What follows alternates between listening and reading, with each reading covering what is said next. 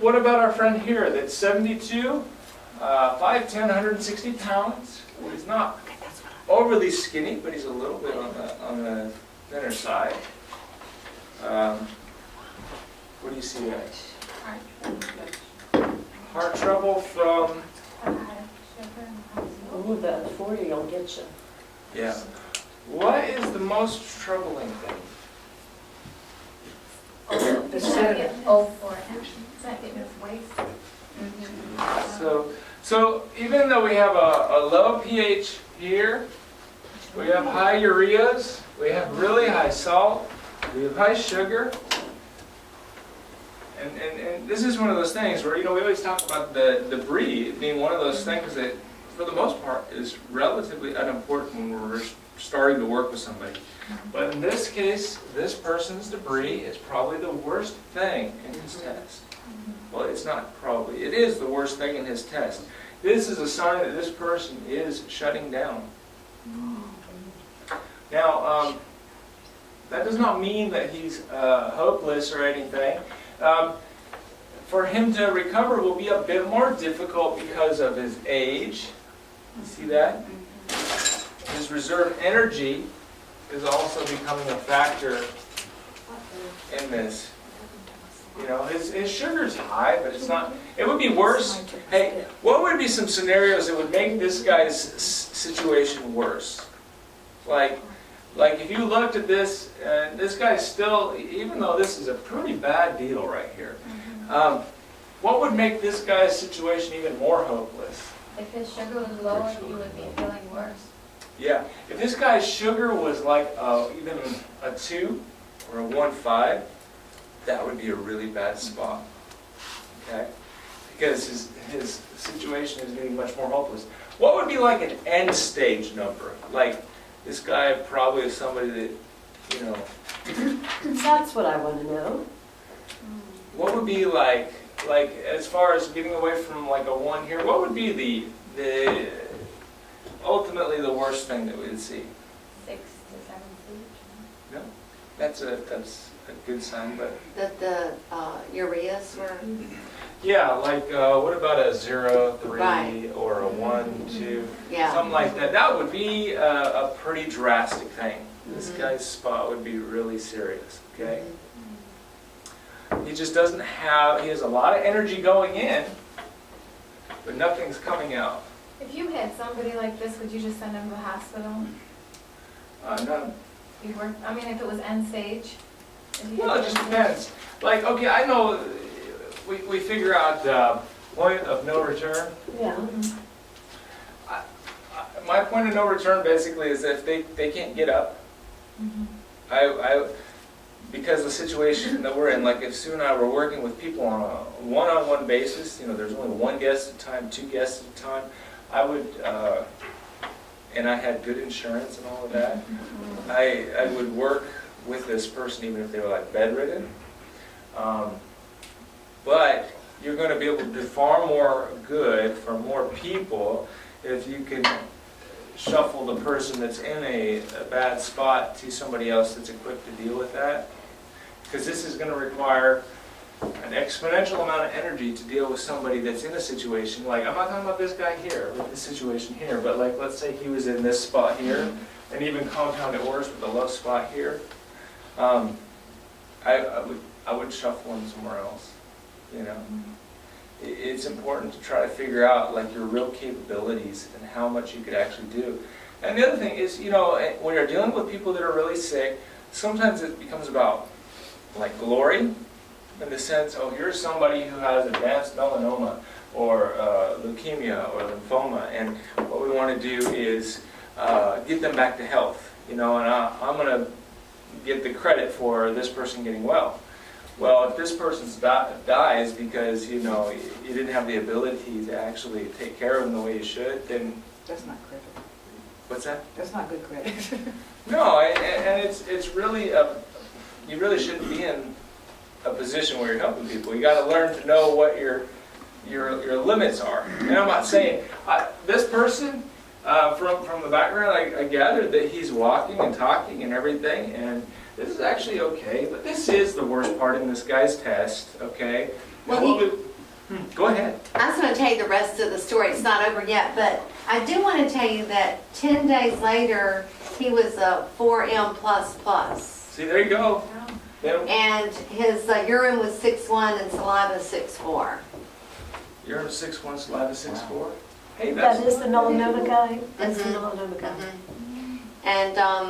And there were 4 different tests, but you know, he seemed like he was heading in the right direction, but the total ureas was 21.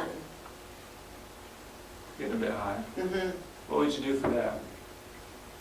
I don't know. What did his sugar Right stay now. at? His sugar was, well, adjusted 3.2, but it was a 5. When it was a 21? Mm-hmm. Yeah, I'll put him on a fast. Well, that's what I was trying to do with him, you know, but he was uncooperative. Okay. Is he diabetic? No. He's not diabetic. He was a really healthy guy. Yeah, I'd put him on a fast if you could find some way to talk him into that. For how long? 3 days. 4 Water, days. lemon water, or? Yeah, he could go on a lemon water fast. Yeah, it's all right. If he went on lemon water, could he use maple syrup or something, or would that not be good with the sugar? Well, his sugars are a little bit on the high side. Right. When I had the hospital down there, every patient that came in to be an intern patient, I put them on 3 days of fasting, 4 days of raw food with enemas every day and steam bath every day. That's about what we do to people here too. That's why they got well. When would you not put somebody on a So fast? he's confused. When you the know? sugar number Yeah. is low, He's confused. that's when you're gonna have the most trouble there. Okay. And what's, And the salt will feed into that too. both of them being low? Yeah, but in that, I mean, the most critical in that, because you could have a little salt in the water or something. Right. But in that, the sugar level is the most thing. You don't want people sweating and passing out on you. And what do you consider low for fasting? Sugar? Well, depending on the salt number there again, like if this guy's salt number stayed at this level and he was a 3, 3.5, that would still be on the low end of putting them on a water fast. If it was like a 1.5 and a 1, you know, that's real low. Would you give him enzymes for his urea? Yeah, that would be a good thing right there.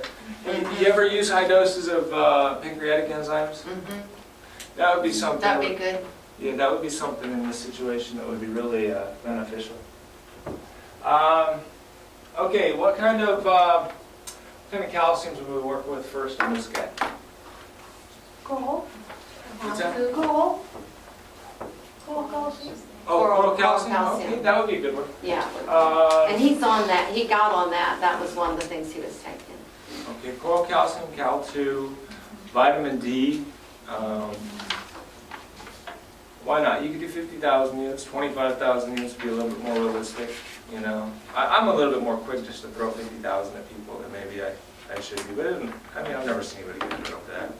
I just try to get them out of the acid range, pump them up even if it's up there in the 7, 7.2, 7.4 range. Then I'll begin to try to balance it out after I get that up. Are you talking about 50,000 a day for a while? Okay. A couple of weeks, a Couple month. of weeks. Yeah, I mean, a month at 50,000 units. I mean, there's people like the pH miracle people. They'll get 50,000 units for months on end. So, Would you say parasites might be an issue with the 2-point difference? okay, pH here is a bit low. This right here is opposite. We're seeing much more heart stress. Mm-hmm. Oh. No. When you say opposite, what do you mean? Usually you see a higher nitrate. Oh, Okay, like if that was a 7.9 and that was even a 6.4, 7 or a 7.7, you might see some parasite issues more common. That does not mean he does not have any parasites. That just means that it's less of a burden on him. You gonna say something, Brother Dennis? No, I was just trying to figure out, you say when the salt is high and the Ammonia number. ammonia number, Those two are a definite correlation with heart stress. And the other thing is the total number is also going to be playing into that. I wonder if that would have anything to do with, I'm conscious of my heart 24 hours a day. I mean, when I sit my legs crossed, my legs is jumping at every heartbeat. When I lay on my pillow, I can hear every heartbeat. What does that mean? Probably pretty high ammonia or urea numbers. Okay. You should probably be monitoring that. In correlation with high salt, that's heart Yeah. stress. All right, now we could do a bit more with this guy, but When you have him on the water fast, would you do green drinks or would you just do like green? I would just do a water fast, and then the next day that you brought him out, I'd be giving him lots of the green drink. Okay. But a good fast is very, very therapeutic. You're going to have a drop in the ureas from that, a good detox and cleanse from that. Okay, move on. Green drinks will help to drop the ureas, is that what you just said? They'll drop sugar very well. The green drinks will drop the sugar, but not if you're adding a whole bunch of berries in it or anything, right? Uh, the green's still going to drop sugar, Is but it really? But, Is it superfood too? Will it? superfood will drop sugar. So someone with low sugar shouldn't take green drinks? No, that doesn't necessarily mean that. It just means that if you have high sugar, the green drink will drop it. But you could give people with low sugar more carrot juice and stuff. Now, like if somebody had high sugar, you would lean more to something like a cucumber juice green drink base. And somebody with low sugar, more carrot juice. You know, apple. You could even put like fresh apple in. Okay, we're gonna move down. We're gonna take a break since this is over.